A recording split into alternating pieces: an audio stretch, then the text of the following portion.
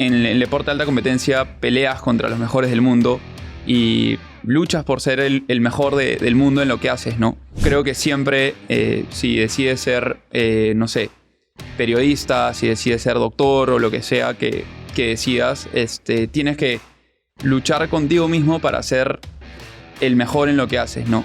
¿Cuál es el mayor sueño deportivo que tienes?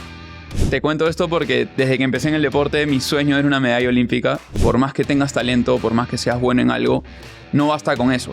Porque hay muchos en el mundo que de repente no tienen el talento que tú tienes, pero se preparan más que tú y al final eso hace la diferencia, ¿no?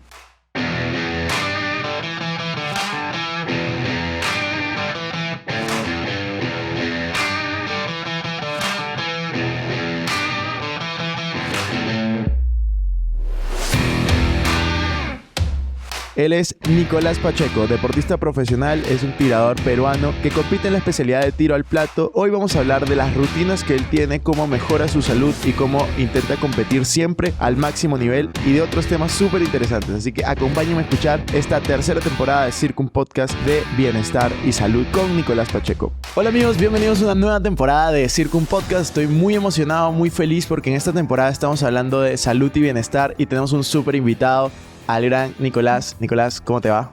¿Qué tal, Cristian? Gracias por la invitación. Bueno, contento de estar acá contigo conversando sobre algo muy importante para un deportista, ¿no? Que es la salud y el bienestar. Nico, hay mucha gente que puede que no te conozca. Yo sí te conozco. Cuéntanos un poco sobre ti. Cuéntanos cuál es el deporte que practicas, qué tal te ha ido, cómo empezaste y nada, ahora vamos a profundizar un poco, pero cuéntanos un poco sobre eso. Bueno, yo me dedico al tiro deportivo, me especializo en la modalidad de esquito olímpico, que es con un arma de fuego, utilizo una escopeta. En mi deporte, para los que no conocen, es el clásico deporte de tiro al plato, que te lanzan un platillo con una máquina y le disparas al vuelo. Es un deporte muy interesante, en nuestro país no es muy practicado, muy conocido, pero es un deporte que ha traído muchos logros a nuestro país, como te comentaba hace un rato. Y bueno, me dedico a eso desde que tengo 12 años, ya tengo 29, casi toda mi vida dedicada al deporte. Y represento al país en eventos internacionales, he participado en 2 Juegos Olímpicos y ahora me voy por mis terceros. Qué chévere. Sí, justo nos estabas contando de que Perú en las Olimpiadas tenía solo 4 medallas en toda la historia y 3 eran por tiro, ¿no? Sí, de hecho, como te contaba, es un deporte muy importante para nuestro país. Históricamente es el deporte más medallero, no solo a nivel olímpico, sino también a nivel de juegos, ¿no? En general, en juegos polideportivos. Los juegos polideportivos son todos los juegos que se realizan en el circuito olímpico, donde participan todos los deportes. Empezamos en nuestra región con los Juegos Bolivarianos, Juegos ODESUR, que son los Juegos de Sudamérica, los Juegos Panamericanos, que Lima fue sede en el 2019 y ahora fue sede Santiago. Y lo más importante son los Juegos Olímpicos. Y a nivel de juegos, siempre tiro es de las federaciones que más medallas le otorga al país. Y históricamente a nivel de Olimpiadas tenemos 4 en toda la historia del Perú y 3 son de tiro, ¿no? Entonces es un deporte muy importante que creo que debería tener más importancia, ¿no? Lamentablemente, por falta de gestión, todavía no se practica como debería o todavía no se transmite como debería, ¿no? Eso te iba a preguntar, Nico. ¿Por qué si es un deporte tan importante para Perú, crees que no tiene tanta difusión o sale en más medios como debería de ser, ¿no? Hay muchas limitaciones. En primer lugar, siendo un deporte tan importante para nuestro país, solo tenemos un campo de tiro oficial olímpico en Perú, que es el campo de la FAP. Como estamos dentro de una base militar, el acceso es muy complicado. Entonces, no es que el peruano no le guste practicar el deporte o no le guste ver este deporte, porque tuve la experiencia en los Juegos Panamericanos de Lima, en los Juegos Olímpicos de Tokio, que muchos compatriotas me escribieron y me dijeron: oye, en verdad, gracias por representar al país, vimos tu participación y es un deporte que nos emociona muchísimo verlo. Es más, lo compararon hasta viendo fútbol, la clasificación de Perú al Mundial, ¿no? Porque creo que todos los peruanos, cuando ven a un compatriota competir y sacar cara por el país, se emocionan y transmiten muchas emociones, ¿no? Que es al final en lo que trata el deporte.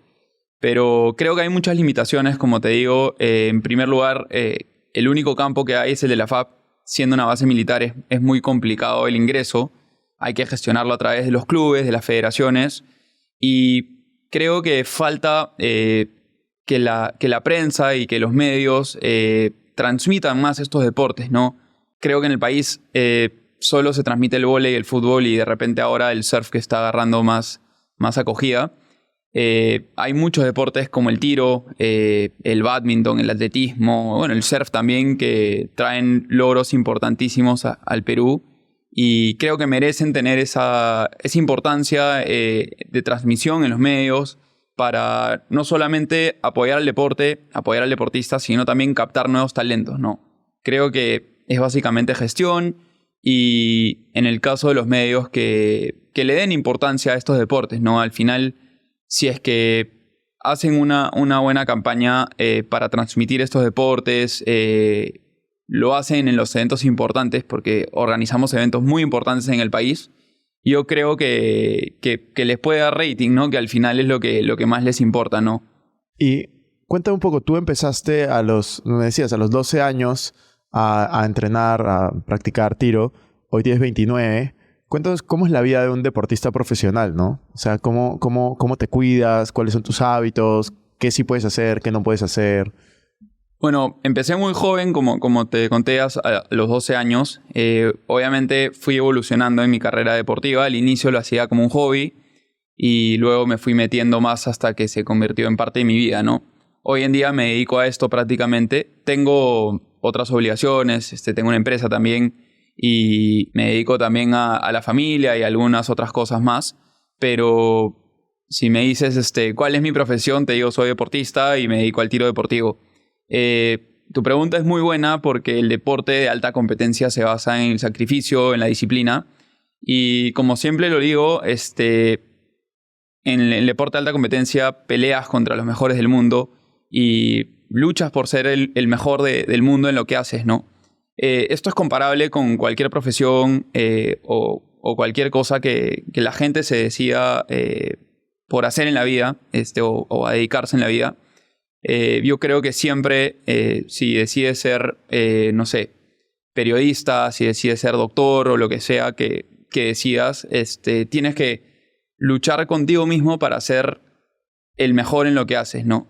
La diferencia es que en el deporte te dedicas a competir, ¿no? Te dedicas a competir con los mejores del mundo y para eso necesitas seguir un camino muy estrecho, ¿no? El deporte, a diferencia de un trabajo normal o de otra profesión, te tienes que dedicar a eso los 365 días del año, las 24 horas del día, los 7 días de la semana, porque cualquier cosa que haga que te salgas de ese camino te puede perjudicar en tu rendimiento en la competencia, ¿no? Al final, como te digo, muchas personas en el mundo, igual o mejores que tú, con igual o mucho más apoyo que tú, y con un mejor equipo, se están preparando para lo mismo, ¿no? Entonces, cada cosa que hagas en tu vida te puede sumar, perjudicar o hacer la diferencia en la competencia final, ¿no? Que es lo más importante. Eso te iba a decir, ¿cómo es el día a día de un deportista olímpico? O sea, ¿a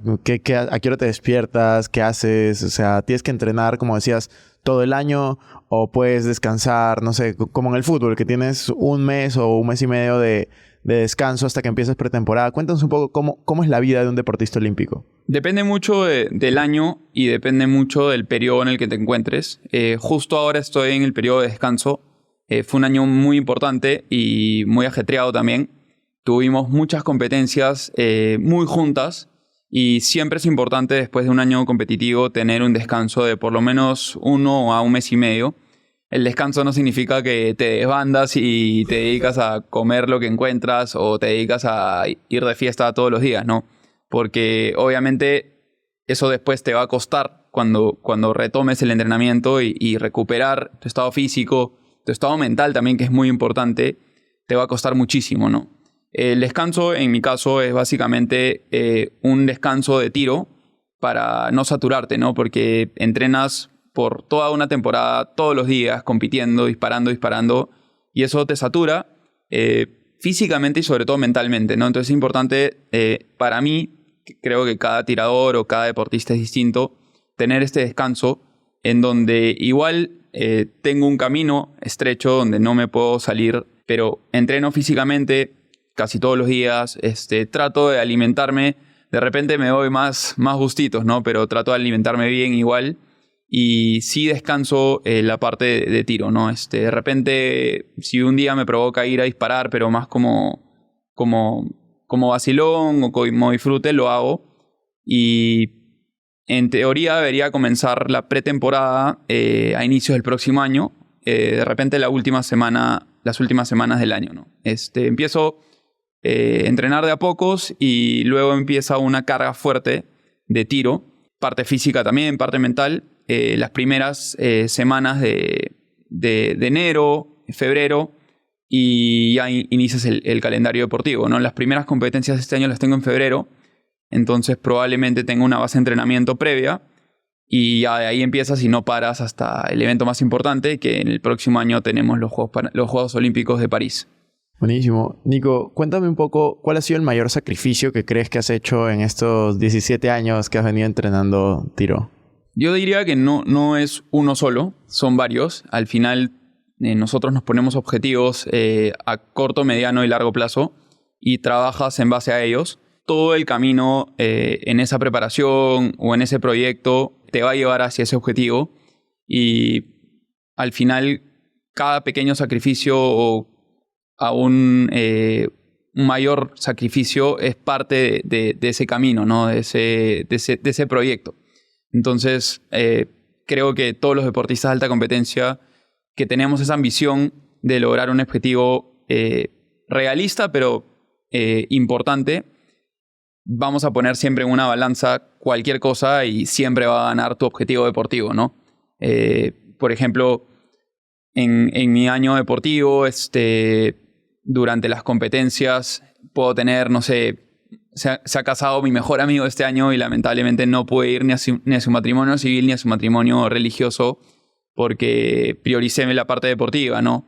Ni siquiera está en debate salir a una discoteca o ir en excesos. Bueno, en verdad yo nunca he sido de tomar mucho, pero obviamente tienes que tener una disciplina también en ese ámbito, ¿no? Y luego pequeños sacrificios, ¿no? Como alimentarte bien, dormir bien cuando de repente, no sé, un día tienes una reunión con tus amigos o lo que sea, pero al día siguiente tienes que entrenar temprano. Viajes que de repente salen con tu familia, con amigos. Al final siempre, como te digo, pones en una balanza y si en verdad tienes esta ambición por lograr este objetivo, que es un objetivo muy grande, siempre va a ganar ese objetivo, ¿no? Así que yo creo que a tu pregunta no es solamente un sacrificio, sino es el conjunto de todos los sacrificios que al final, cuando tienes ese logro o logras ese objetivo, paga totalmente el sacrificio que has hecho, ¿no? ¿Cuál es el mayor sueño deportivo que tienes?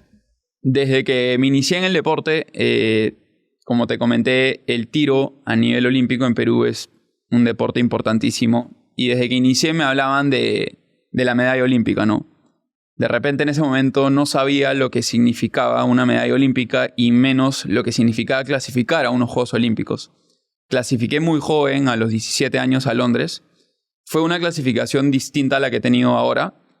No fue una clasificación directa, sino fue por una invitación y luego yo clasifiqué en Perú para ir. Y me eligieron a mí por mis logros en los últimos meses. Y fui a unos Juegos Olímpicos, me di cuenta que significaba unos Juegos Olímpicos y lo que significaba una medalla olímpica, ¿no? Te cuento esto porque desde que empecé en el deporte mi sueño era una medalla olímpica porque me lo repetían siempre, tenía el talento y todo el mundo me decía, oye, tienes que ser la siguiente medalla olímpica. Y hoy en día sigue siendo mi sueño, pero obviamente mucho más consciente, ¿no? Ya fui a unos Juegos Olímpicos clasificando por propio mérito. Fui a competir, me quedé muy cerca de pelear por la medalla y bueno, ahora ese sueño está más que vigente, ¿no? Es el sueño que he tenido siempre y es el sueño que me motiva día a día a levantarme temprano, a entrenar. Cuando no tienes ganas de ir al gimnasio o ir a entrenar, es lo que creo que me levanta y me da esa energía para continuar. Justo hablando de este sueño, antes de comenzar a grabar estábamos hablando, ¿no? De que tú fuiste a los Juegos muy joven, en el 2012, Sí. que creo que hay 17, 18 años, y luego en el 2016 te quedaste por poco para ir a esos Juegos. Sí, por un plato me quedé. ¿Cómo superaste esa frustración? Fue un momento muy difícil y muy frustrante. Después de ese momento tuve una caída muy fuerte en mi carrera deportiva. Casi por un año y medio que no tenía resultados. Para que te des una idea, no pasaba de 116 platos o 117, que es el peor puntaje que he tenido en los últimos 2 años. Fue muy difícil porque entré como que en un hueco que pensaba que no tenía salida. Y aunque no lo creas, agradezco que pasé por eso, porque yo de muy joven, empecé a los 12, a los 14 años, 15 años ya comencé a tener resultados destacables a nivel nacional. Y como juvenil gané todo. Y es más, tuve un año, fue el 2013, que gané todo y hasta lo que no tenía planificado ganar.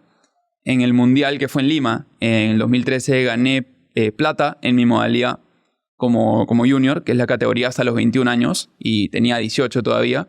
Y luego competí en una modalidad que es fosa olímpica, que nunca en mi vida había competido. Simplemente competí por rellenar el equipo, que faltaba un tirador. Y termino ganando el mundial en esta modalidad. Luego vinieron los Juegos Bolivarianos, que en todos los juegos no hay categorías, o sea, es una sola categoría. Y competí como mayor, siendo juvenil. Gané 5 medallas. Luego vinieron los Juegos Odesur en Chile. Gané el oro. Y te cuento esto porque se me hizo costumbre ganar y se me hizo muy fácil ganar. Obviamente no era fácil, pero abusaba de mi talento. Es decir, no tenía una preparación de acorde con los resultados que estaba teniendo y reconozco que no era el profesional que debía ser en ese entonces, ¿no? Claro, era mucho más joven. 19 años. Era más inmaduro. Fue entre los 17 y 19 años. Y pude clasificar a unos Juegos Olímpicos por propio mérito, los de Río, teniendo esta actitud, esta preparación y esta dedicación, ¿no? Entonces, ahora, en ese momento, me dolió muchísimo, no lo entendía, pero ahora entiendo que, en primer lugar, si lo lograba, no era justo, porque probablemente tenía el talento para hacerlo, pero probablemente habían otros atletas que se merecían más que yo esa clasificación por el esfuerzo y la dedicación que habían hecho, ¿no? Entonces, aparte agradezco porque si lo hubiera logrado, significaba que estaba haciendo bien las cosas y no era así, ¿no? Entonces, eso hizo que me obligó a abrir los ojos y darme cuenta que por más que tengas talento, por más que seas bueno en algo, no basta con eso. Porque hay muchos en el mundo que de repente no tienen el talento que tú tienes, pero se preparan más que tú y al final eso hace la diferencia, ¿no? Y bueno, empecé en el 2016, justo en el año olímpico, a trabajar muy duro. Desde entonces tuve muchos entrenadores que me sumaron su granito de arena. Trabajé con varios profesionales. El primero que me sacó, por decirlo, de ese hueco, y siempre se lo voy a agradecer, fue Juan Guía, que es el último medallista olímpico peruano. Él me vio entrenando un día muy frustrado y me comenzó a ayudar. Y con su experiencia pude lograr ese año, que fue el 2016, año muerto porque es el año olímpico. Si no clasificas a los Juegos Olímpicos prácticamente no hay un evento de esa importancia. Y en un campeonato nacional pude lograr un puntaje de 122, si no me equivoco. Me faltó contarte que las competencias son sobre 125 platos. De ahí te explico un poco más sobre eso. Y los 6 mejores puntajes entran a la final. En esa competencia nacional tiré un 122 y fue como que el resurgir de mi resultado, ¿no? Desde ahí hasta el día de hoy he trabajado muy duro. Por más que sé que tengo el talento, he priorizado el profesionalismo y trabajar en todos los aspectos de mi vida, ¿no? No solamente la parte deportiva, el tiro. Creo que para lograr cualquier objetivo, y no solo en el deporte, sino en general en la vida, tienes que trabajar todos los aspectos de tu vida, ¿no? El aspecto físico, la parte mental, la parte emocional también es muy importante. Y obviamente la dedicación, la constancia y la disciplina, ¿no? Y bueno, desde entonces he formado, creo yo, una base muy sólida. He ido evolucionando, aprendiendo, mejorando de a pocos. No he tenido saltos abismales. Y cada año me he sentido mejor y mis resultados se han visto reflejados, ¿no? Así que sí, fue un momento muy difícil, pero creo que fue necesario para que pueda estar donde estoy hoy en día, ¿no? Cuéntanos un poco del equipo de soporte que tienes. O sea, porque claro, deportista olímpico, toda esta historia que nos cuentas me parece increíble. Hablaste un poco del entrenador de tiro que tienes, pero ¿qué otros expertos, o sea, tienes alrededor tuyo? Por ejemplo, preguntas directas. ¿Tienes nutricionista? ¿Tienes psicólogo, coach o alguien que vea la parte mental? O sea, ¿cómo te has rodeado o asesorado para estar ser tu mejor versión como persona y como deportista? Eso es algo muy importante y siempre lo digo, para lograr la excelencia deportiva, el deportista, en este caso yo, solamente soy una herramienta, ¿no? Somos una herramienta. Al final es un grupo de trabajo muy importante para lograr tener esos resultados, ¿no? Porque la carrera deportiva, sobre todo en la excelencia, en la alta competencia, es muy difícil, sobre todo viviendo una realidad como la nuestra, que ser deportista en el Perú es muy difícil, te ponen muchas trabas y no tenemos el apoyo que hay en otros países.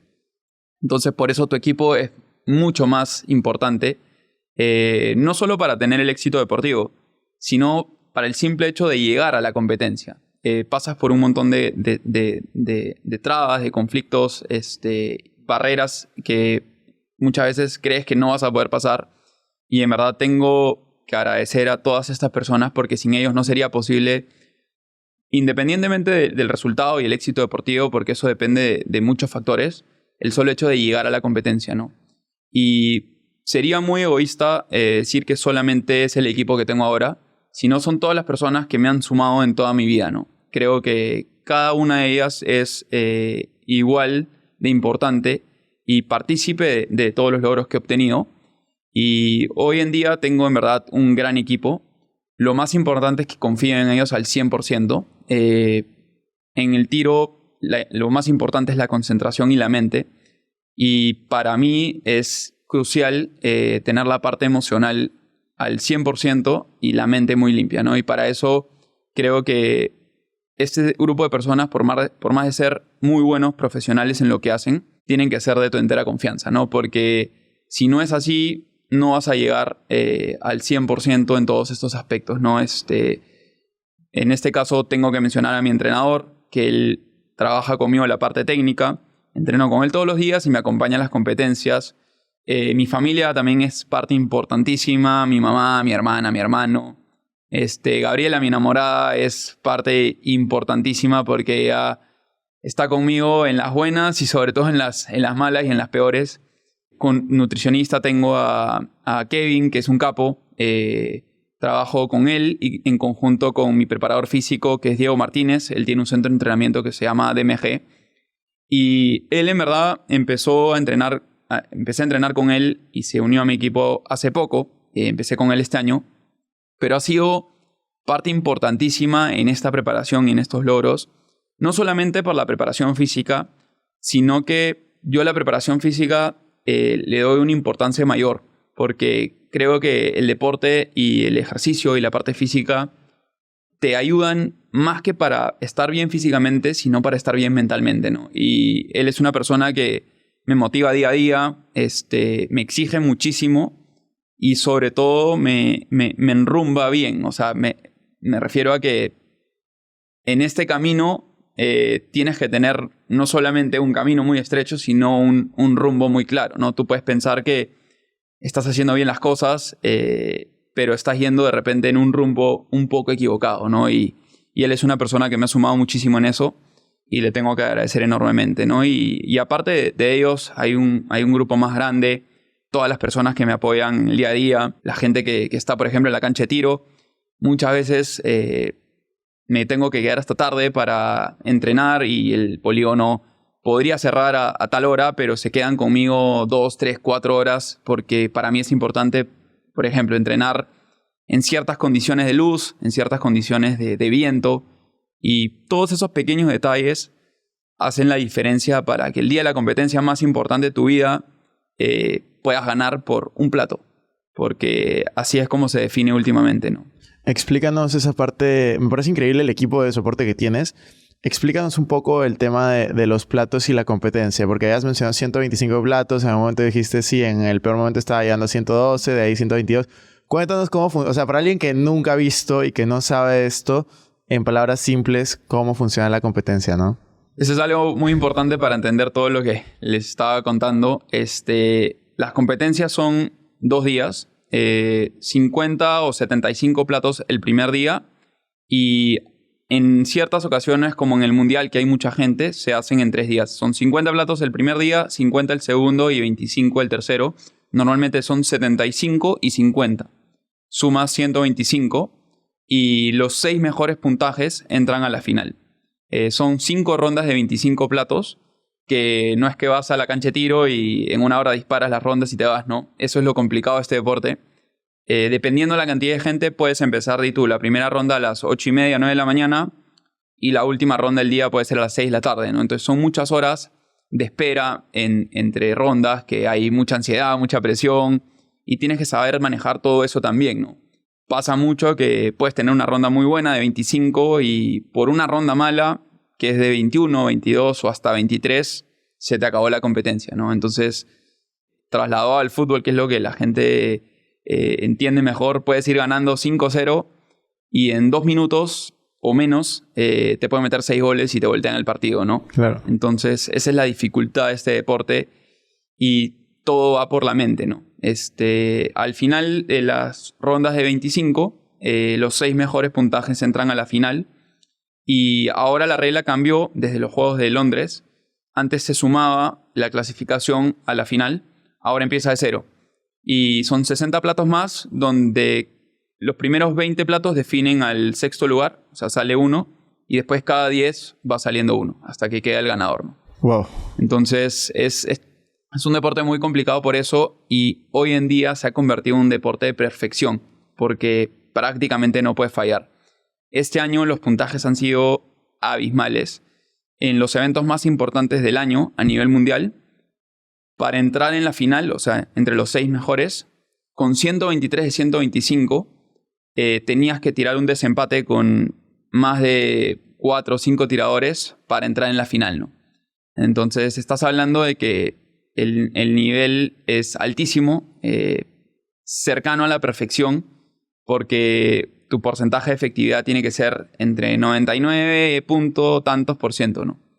Y si a eso le sumas que hay factores externos que afectan, como el viento, el vuelo del plato o un montón de cosas más, los factores internos que tú controlas tienen que estar al 100%. Wow, que suena complicado. Sí.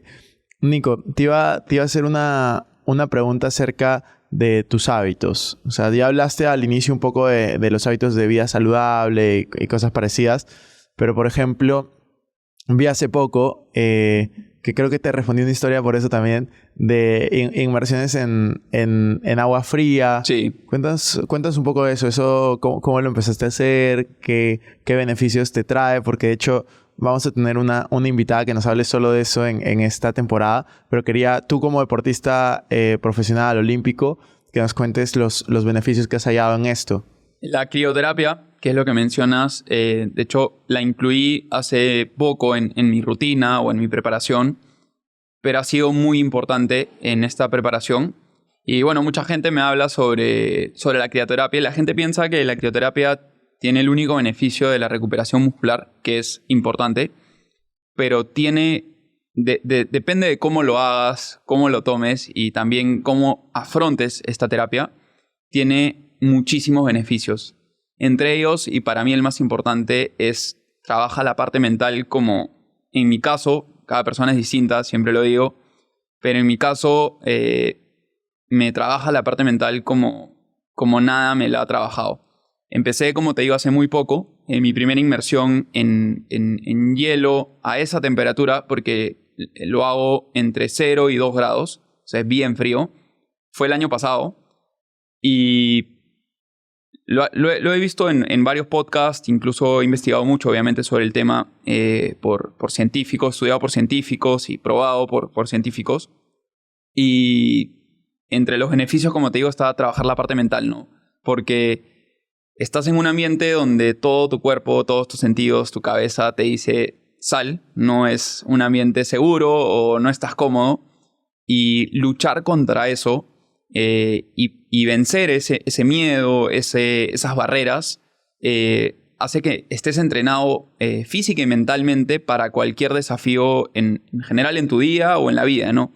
Dicen los científicos que la inmersión en hielo a esas temperaturas replica un estrés, pero un estrés positivo. Hay estrés negativo y positivo. El negativo puede tener consecuencias negativas en tu salud, pero este estrés replica lo que sientes en un estrés negativo, pero siendo un estrés positivo para tu cuerpo, ¿no? Yo lo trabajo con barreras. Esto lo aprendí en un podcast de un científico que estudió mucho la crioterapia. Entonces, por ejemplo, de repente, para una persona que nunca ha hecho inmersión en hielo, el solo hecho de tener una ducha de agua helada puede ser una gran barrera, ¿no? Y puedes empezar con una ducha de agua helada, pero tu cuerpo y tu mente se va a ir acostumbrando y la lucha de agua helada no va a ser suficiente para tener todos los beneficios y para que estas barreras sigan creciendo, ¿no? Porque la idea es siempre ir mejorando.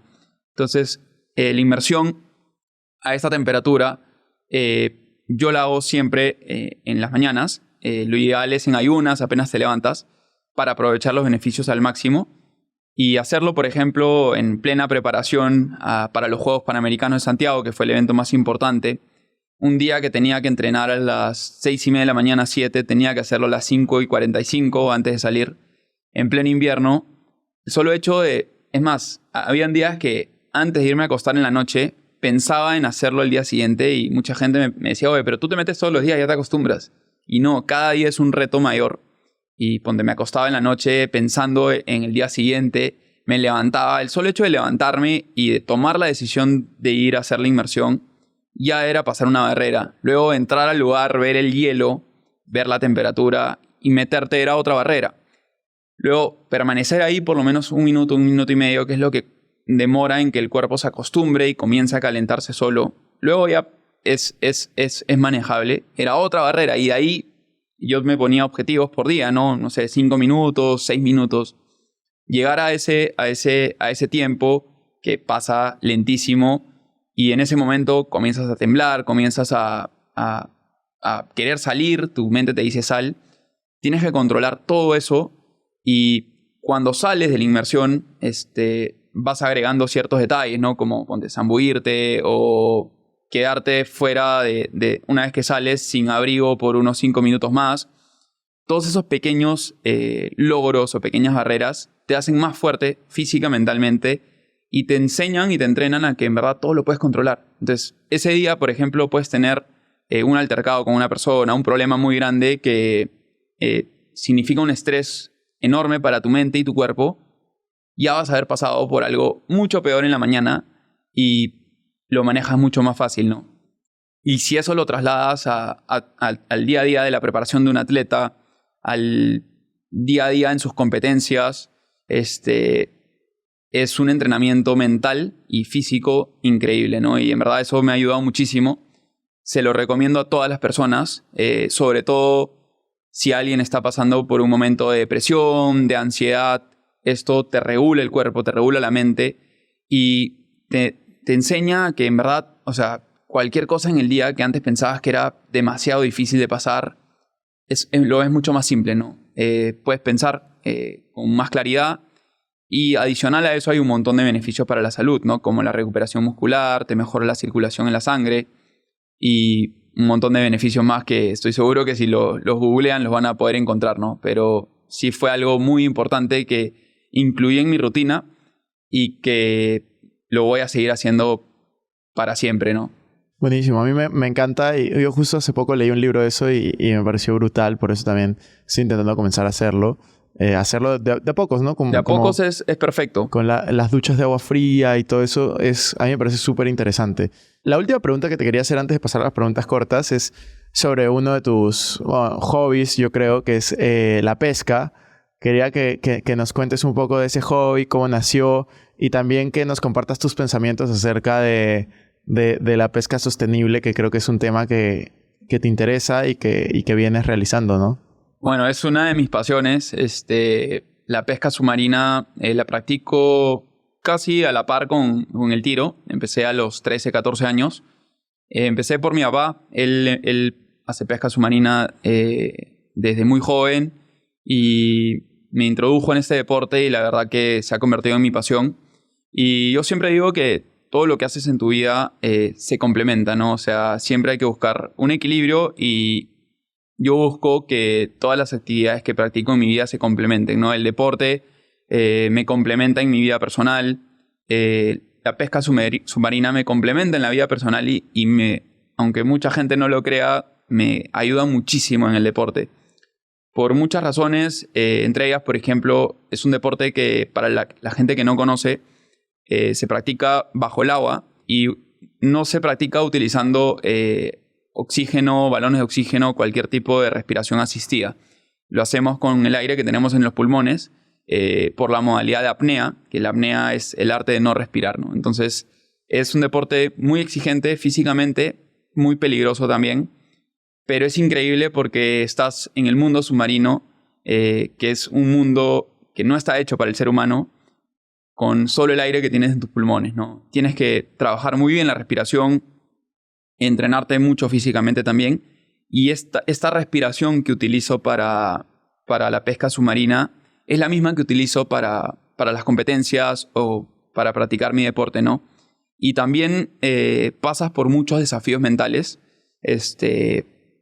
Hay gente que me dice, oye, pucha, sería incapaz de bucear en un lugar con tiburones, por ejemplo, ¿no? Y es algo que es parte de este deporte cada vez que lo practicas, ¿no? En Perú no hay muchos tiburones, sobre todo en Lima, que es donde más buceo. Hay lobos,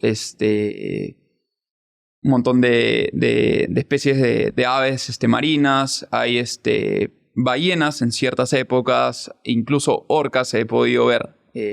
Estando en el bote no las he visto bajo el agua, pero es una serie de desafíos mentales muy fuertes también y vencer tus miedos, ¿no? Porque, por ejemplo, a veces normalmente voy a pescar muy temprano en las mañanas, ir a pescar muy temprano a las 5 o 6 de la mañana en invierno, cuando de repente está oscuro todavía, el agua en Perú, en Lima sobre todo, no es muy clara y tienes 1 metro de visibilidad, 2 metros y de la nada se te cruza un lobo. Obviamente no es un ambiente cómodo o no estás en tu zona de confort, ¿no? Entonces, a veces estoy en las competencias y, no sé, tienes algo de presión, obviamente tienes algunos miedos y dentro de mí, oye, si tú buceas con tiburones, te levantas a las 6 de la mañana para meterte al mar que no ves ni tu mano, a veces se te cruza un lobo, o sea, esto de acá en verdad no tiene punto de comparación, ¿no? Entonces, esa es la forma que trato de sacarle beneficio a todas las actividades que practico, todo lo que hago en mi vida y al final complementarlas, ¿no? Y en verdad es un deporte increíble porque, por lo que ya te mencioné, aparte de eso, es el arte o método de pesca más sostenible y selectivo que existe en el mundo, porque tú eliges qué presa capturar, ¿no?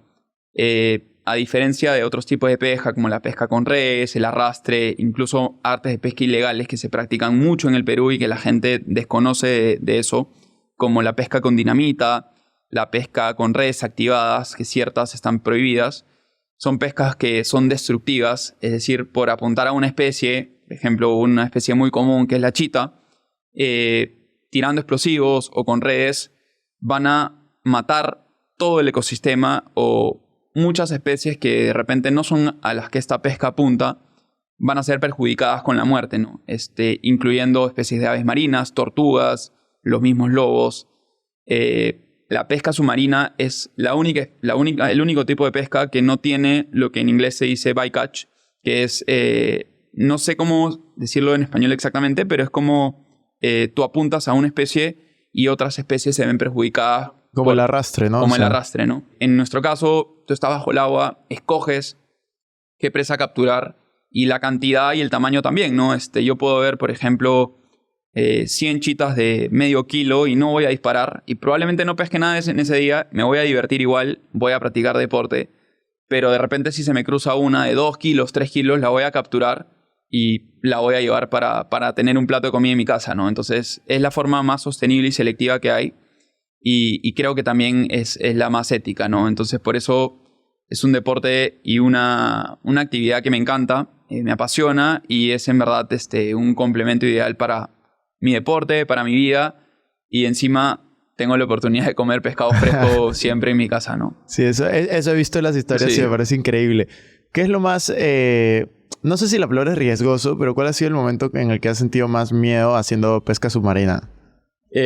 Bueno, he tenido muchos encuentros. En Panamá, por ejemplo, he pescado muchas veces con tiburones. En verdad los tiburones, a diferencia de lo que la gente cree, son inofensivos normalmente. Tienes que saber manejarte con ellos en el agua. Saber respetarlos, obviamente, porque estás en su medio ambiente, estás en su casa y eres un intruso, ¿no? Tienes que empezar sabiendo eso y saber manejarte, ¿no? O sea, no molestarlos, obviamente, no abusar de su confianza, pero son animales muy inteligentes y saben que nosotros no somos su presa, ¿no? Obviamente intimidan, obviamente también tienen hambre y quieren comer, entonces más que te puedan atacar a ti, buscan las mismas presas que tú buscas. Y que tú estés pescando una presa, para ellos es una presa fácil, ¿no? Porque le vas a disparar a un pescado y va a ser mucho más fácil para ellos robártelo que cazarlo por su propia cuenta. Entonces, sabiendo eso, tienes que saber manejarte muy bien y, como te digo, respetarlos, ¿no? Y respetar a todo tipo de vida marina. Pero sí, los encuentros más no difíciles o no es que te da, obviamente tienes un miedo, pero no es que vas a salir corriendo del agua, ¿no? Son con los tiburones porque les tengo mucho respeto, ¿no? Me encanta verlos, me encanta filmarlos también, pero siempre hay que tenerles este respeto, ¿no? Es más, te diría que los lobos marinos son incluso más peligrosos porque son más conchudos, por así decirlo. O sea, no tienen tanto respeto hacia el ser humano. En Perú hay muchísimos. He tenido algunas oportunidades que me han robado el pescado y he tenido que luchar contra ellos hasta que ya se llevan el pescado y ya, pues, me ganaron, ¿no? Al final es la ley de la vida. Una vez sí tuve un encuentro que creo que ha sido el único momento que, en ese momento por la adrenalina no llegas a sentir miedo, ¿no? Pero en el único momento dije que dije, sí, pucha, de repente perdí. Fue una vez que estaba pescando en el norte, en las plataformas petroleras. Y había en esas plataformas, como son alejadas de todo, son como la única isla desolada o el único lugar donde los lobos pueden descansar. Entonces los lobos más grandes pelean por esos lugares. Los lobos que hay ahí son los más grandes y normalmente son machos enormes que pueden ser el tamaño de esta oficina, de este cuarto. Tienen unos dientes enormes, ¿no? Normalmente son muy cuidadosos en el sentido de que mantienen su distancia. Los jóvenes son más curiosos, los pequeños son más curiosos. Pero esta vez este lobo estaba con una hembra. Yo asumo que estaba en celo la hembra. Y yo estaba respirando justo abajo de ellos, pero manteniendo mi distancia. Y me imagino que... Asumo que estaba en celo la hembra y habrá pensado que me estaba acercando a ella, no sé. Y se tiró encima mío, rugiendo, con la boca abierta, los dientes enormes. Todo pasó en cámara lenta y dije, pucha, ya fui, no me va a morder el brazo o algo. En verdad no me pasó nada. Cayó encima mío, como estaba en el agua, no me pasó nada. Simplemente me empujó como 2 metros y no me hizo nada. Se me raspó un poco el wetsuit, ¿no? Pero ahí en ese momento sí dije, pucha, por favor, Dios, ayúdame. Porque de repente me va a pasar algo, ¿no? Pero no me pasó nada, ¿no? Esa es la única vez que en verdad he tenido Qué un miedo. poco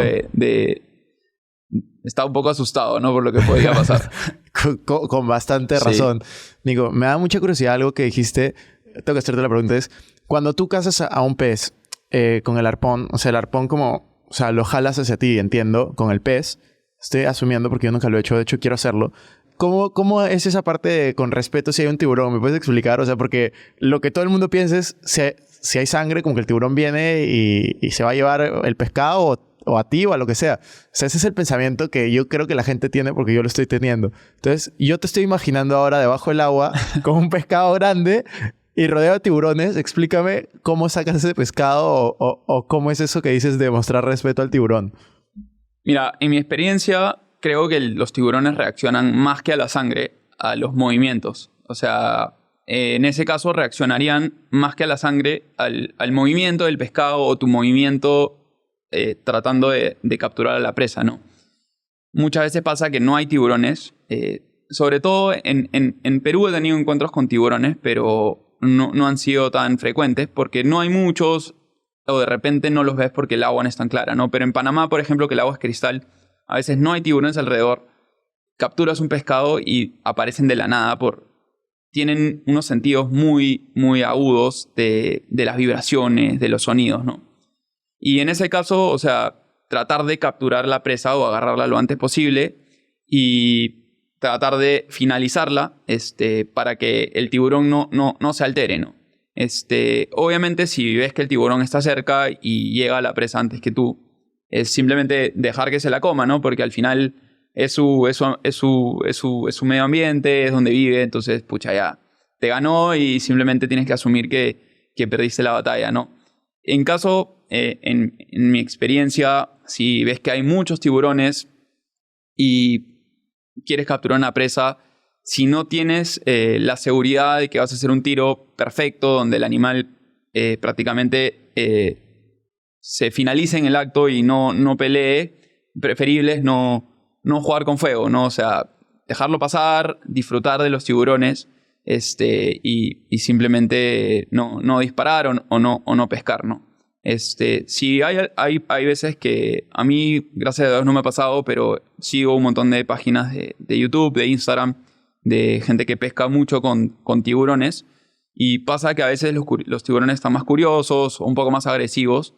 En ese caso tienes que mantener tu distancia, ¿no? Y eso creo que puede servir para cualquier persona que tenga en algún momento un encuentro con tiburones. Lo primero que es difícil es mantener la calma, porque como te digo, los tiburones sienten mucho. Estoy seguro que sienten el miedo, sienten la ansiedad de las personas.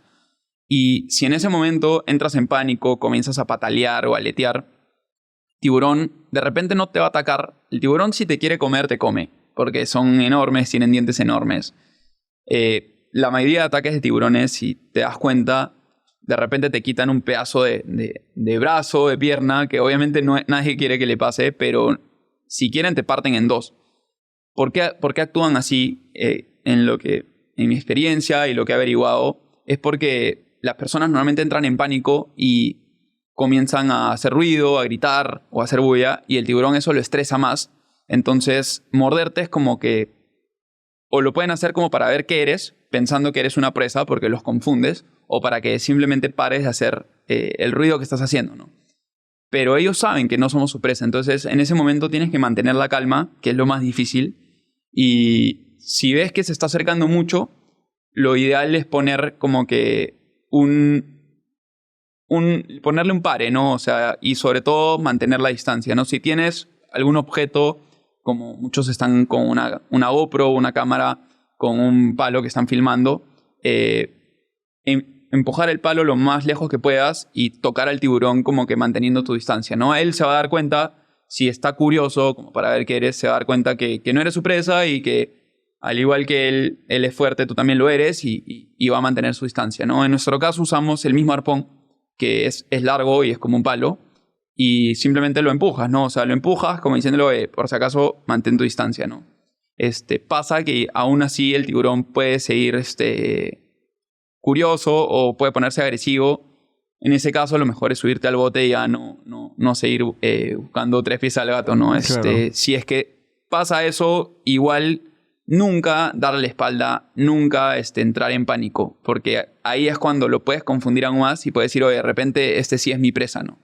En ese caso, el último recurso es con el puño, con la mano, empujarle la nariz o la cabeza y él se va a dar cuenta que, oye, no es mi presa, mejor me voy, ¿no? Claro. Pero esa es la mejor forma, creo yo, de reaccionar ante los tiburones, ¿no? Qué fuerte. Yo espero nunca cruzarme con un tiburón. Me muero de miedo. Nico, te voy a hacer las 5 preguntas finales que estoy haciendo esta temporada. Cada temporada hago preguntas diferentes. Así que son preguntas más o menos cortas. Así que vamos por ellas. Primera pregunta. Algo simple que hagas ahora y que crees que todo el mundo debería hacer. La crioterapia definitivamente.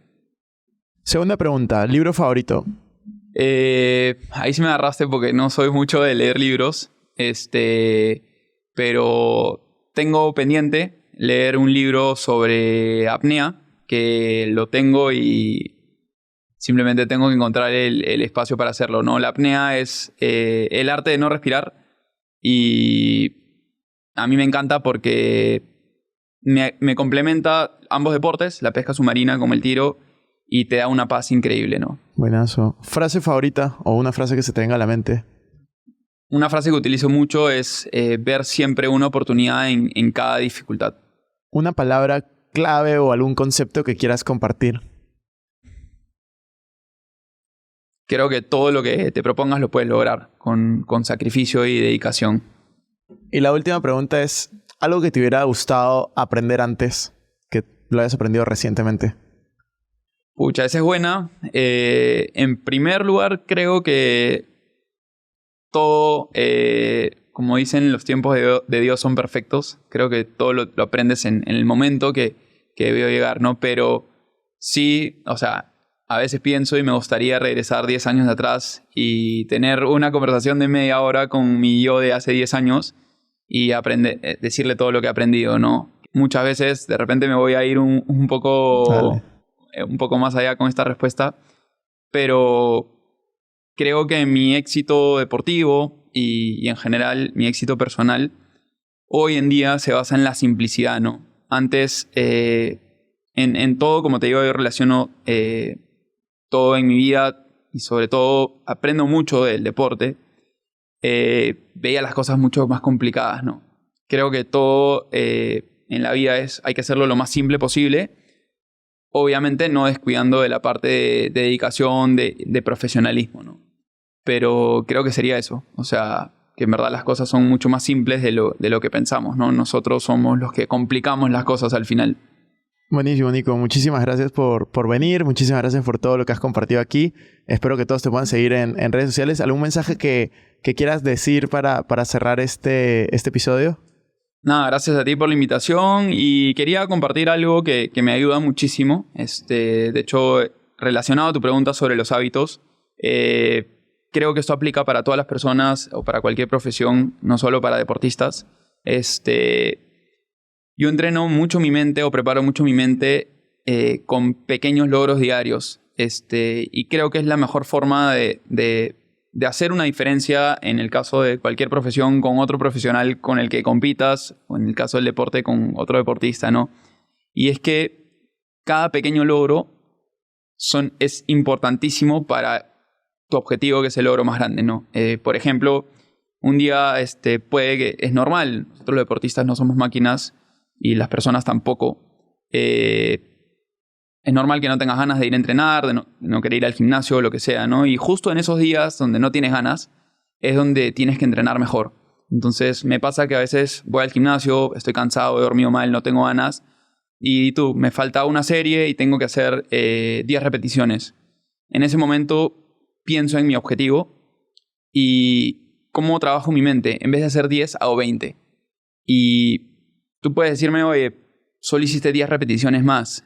¿Cuál es la diferencia? Pero si eso lo haces siempre, no son 10 repeticiones, son 10 repeticiones, 20 disparos más, 1 kilómetro más, o siempre hacer de más, sobre todo en los momentos más difíciles, ¿no? Y de esa manera entrenas a tu mente. Tú piensas que no puedes hacer ni 10 repeticiones, pero te demuestras a ti mismo que tu objetivo es más importante y en ese caso hago el doble, ¿no? Yo creo que ese hábito y esa forma de pensar me ha ayudado muchísimo y creo que puede ayudar a cualquier persona, ¿no? Que al final, como te digo, creo que siempre tienes que buscar ser tu mejor versión y ser lo mejor que puedas en lo que te propongas hacer, ¿no? Buenísimo, Nico. Muchas gracias. No, gracias a ti por la invitación y nada, espero que me puedas acompañar a a disparar, a bucear o Cuando lo no que haya quieras. tiburones voy. Cuando no haya tiburones. Sí, sí la hago, sí la hago. De hecho, yo disparé por primera vez el año pasado, tiro al plato, Ya. en Madrid. Sí, sí me contaste, sí me ¿te acuerdas contaste, que te mandé sí. foto? Y yo Sí, dije sí. como que le di un par de platos. Yo creo que 50 fácil le di a unos 5. No está mal, ¿ah? No está mal para primera vez. Pero sí, estuvo divertido. La verdad que sí, yo feliz de volver a ir en cualquier momento. Sí, no, es un deporte bien chévere y lo chévere es que en Perú tenemos un campo de tiro, normalmente son fuera de la ciudad, dentro de la ciudad, ¿no?